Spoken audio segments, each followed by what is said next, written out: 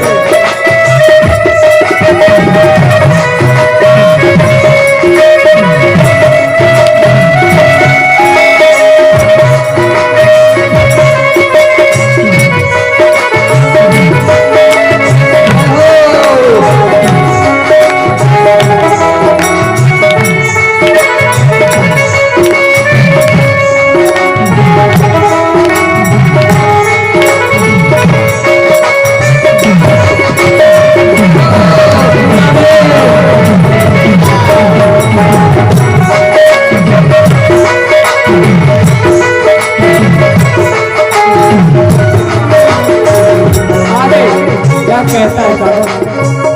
देखो ये संसार है, संसार की जितनी चीजें बनाई गई है वो सब दोषमय है।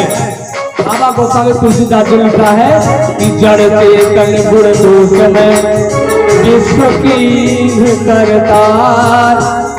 ब्रह्मा की सृष्टि में जितने हैं सब कुछ गुण दोष से युक्त है। साधक क्या कहता है,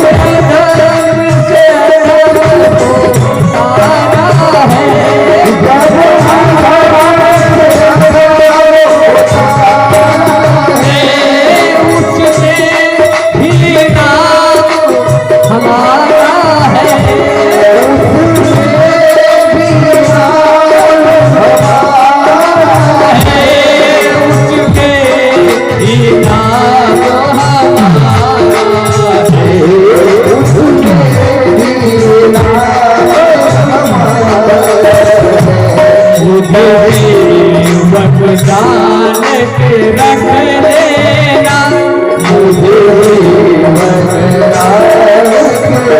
रख लेना,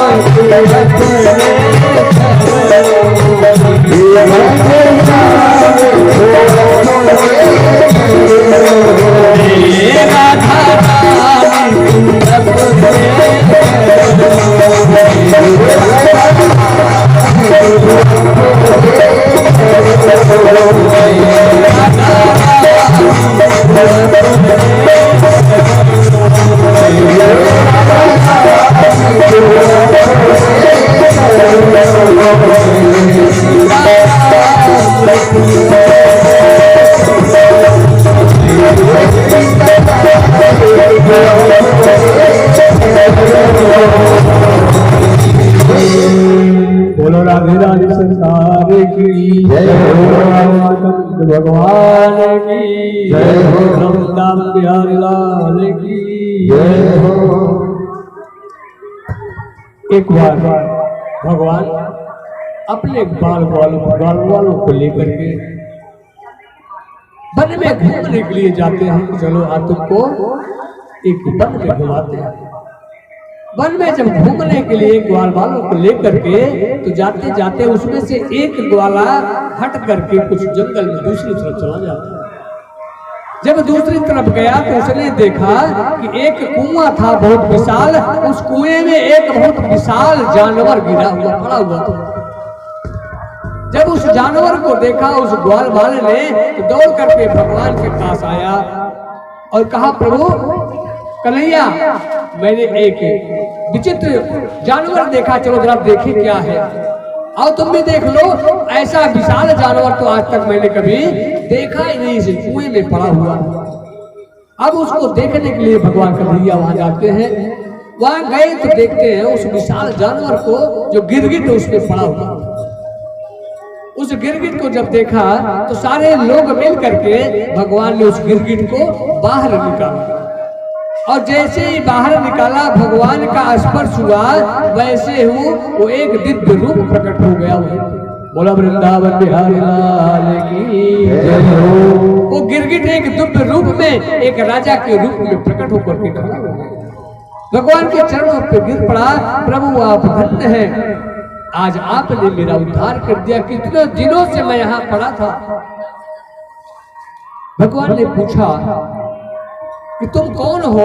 यद्यपि भगवान सब जानते हैं लेकिन अपने बालकों को शिक्षा देने के लिए तुम कौन हो, तुम अपना वृतांत बताओ, तुम कैसे तुम्हें ये गिरगिट बनना पड़ा, ये अपने इसका कारण मुझे बताओ। उसने कहा कि महाराज, मैं इसके पहले जन्म में मैं एक राजा था। राजा नृग मेरा नाम था और ऐसा राजा था महाराज कि प्रत्येक दिन एक गाय सुसज्जित करके हीरे मोतियों मणियों से मोतियों से लस करके एक सुंदर गाय मैं नित्य ब्राह्मणों को दान दिया करता था। रोज में मेरा नियम था कि मैं दान करता था। तो एक दिन महाराज हुआ क्या, एक ब्राह्मण को मैंने गौ को दान किया, लेके जाने लगा। वो अपने घर लेके गया और रात्रि में वो गाय वहां से छूट करके पुनः मेरे गौशाला में आकर के खड़ी हो गई। दूसरे दिन ब्राह्मण जो आया जिसको दान देना था वो जब आया तो मैंने उसी गाय को उसको दान दे दिया दूसरे दिन। और जब उस ब्राह्मण को दान दे दिया वो लेकर के गया, जाने लगा तो रास्ते में पहले दिन वाला ब्राह्मण जिसको मैंने पहले दिन दान दिया था वो अपनी गाय को ढूंढते ढूंढते आ रहा था। रास्ते में दोनों की मुलाकात हो गई और उसने कहा कि ये तो मेरी गाय है, तुमको कहाँ मिली। उसने कहा कि तुम्हारी गाय कैसे हो सकती है, राजा ने तो मुझे आज अभी दान दिया, मैं लेके राजा के पास से आ रहा। तो उसने कहा कि ना ये मेरी गाय है, मुझे दे दो। दोनों ने आपस में बातचीत छिड़ गई लेकिन वो किसी प्रकार माना नहीं।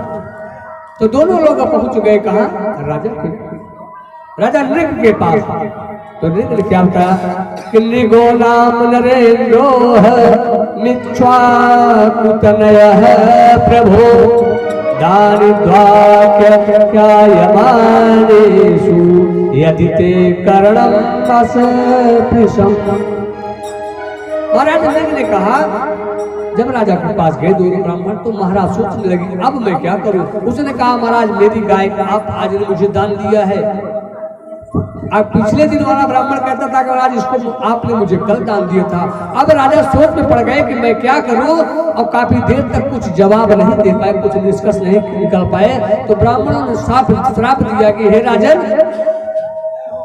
तुम गिरगिट की तरह रंग बदल रहे हो, कुछ कर रहे हो, कुछ निर्णय नहीं कर पा रहे हो, गिरगिट जैसा रंग बदल रहे हो। हम श्राप देते हैं कि तुम जा करके गिरगिट हो जाओ। और जब ये श्राप दिया राजा नृग को, तो वो हाथ जोड़ के ब्राह्मणों के चरणों में गिर पड़े। महाराज मेरा कोई अपराध नहीं है, लेकिन फिर भी आप लोगों ने श्राप दिया है तो मुझे स्वीकार है, लेकिन मेरा उद्धार कैसे होगा। तो उन्होंने बताया कि द्वापर में जब भगवान कृष्ण का अवतार होगा तो वही आपका उद्धार करेंगे। उन्होंने भगवान ने ब्राह्मणों को ये अपने ग्वाल वालों को ये शिक्षा देने के लिए वहां ले गए थे कि ब्राह्मण कितना भी पतित हो, लेकिन कभी उसको ब्राह्मण को संत का अपमान कभी करना नहीं चाहिए। तो राजा ने कहा कि मैं वो राजा था। तो ये कथा हुई, भगवान वहां से लेकर के ब्राह्मण और संत का अपमान अनजाने में भी बन जाए कहते हैं तो भी बहुत खतरनाक होता है। ये राजा से अनजाने में ही बना था, लेकिन फिर भी राजा को न जाने कितने दिनों गिरगिट की लोन में रहना पड़ा। बोलो वृंदावन बिहारी लाल की जय हो, बोलो आनंद कंद भगवान की जय हो, बोलो सच्चिदानंद भगवान की जय हो।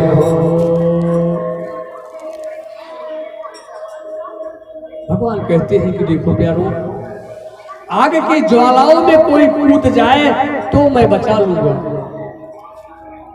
कालकूट विष कोई पी जाए तो भी मैं बचा लूंगा, पर ब्राह्मण का धन लेने वाले को मैं कभी बचा नहीं सकता।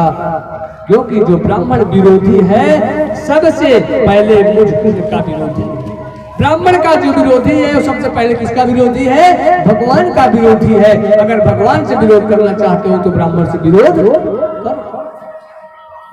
बोलो सच्चिदानंद भगवान की जय हो, बोलो आनंद कंद भगवान की जय हो।